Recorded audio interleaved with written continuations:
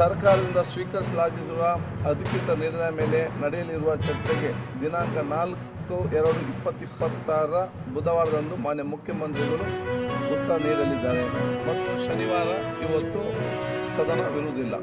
ಅದಕ್ಕಾಗಿ ಶುಕ್ರವಾರ 7 ಗಂಟೆಗೆ ನಾವು ಇವತ್ತು ಸದನ ಅದನ್ನು ಮುಗಿಸಿ ತಾವು ಊರಿಗೆ ಹೋಗಲಿಕ್ಕೆ ಬೇಕಾಗಿ ಮತ್ತು ಶನಿವಾರ ಇರುವುದಿಲ್ಲ, ಆದಿತ್ಯವಾರ ಬೇಗ ಬನ್ನಿ ಸಂಜೆ.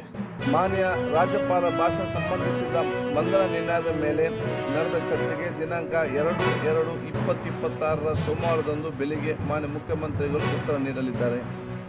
ಸರ್ಕಾರದಿಂದ ಸ್ವೀಕರಿಸಲಾಗುವ ಅಧಿಕೃತ ನಿರ್ಣಯದ ಮೇಲೆ ದಿನಾಂಕ 3/2/2026 ಮತ್ತು 4/2/2026 ಚರ್ಚೆ ನಡೆಸಲಾಗುವುದು.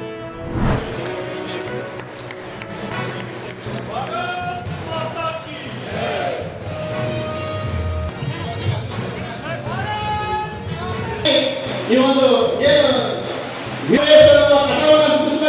ಕ್ಷೇತ್ರದ ಶಾಸಕರಾದ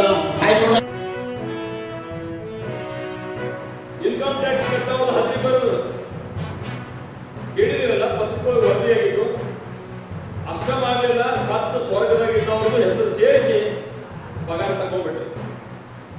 ಮತ್ತೆ ಹೆಣ್ಣು ತಕ್ಕೋತಿದ್ರಂದ್ರೆ ಬರೀ ಅವ್ರು ಸಹಿ ಅಷ್ಟ ಮಾಡೋದು.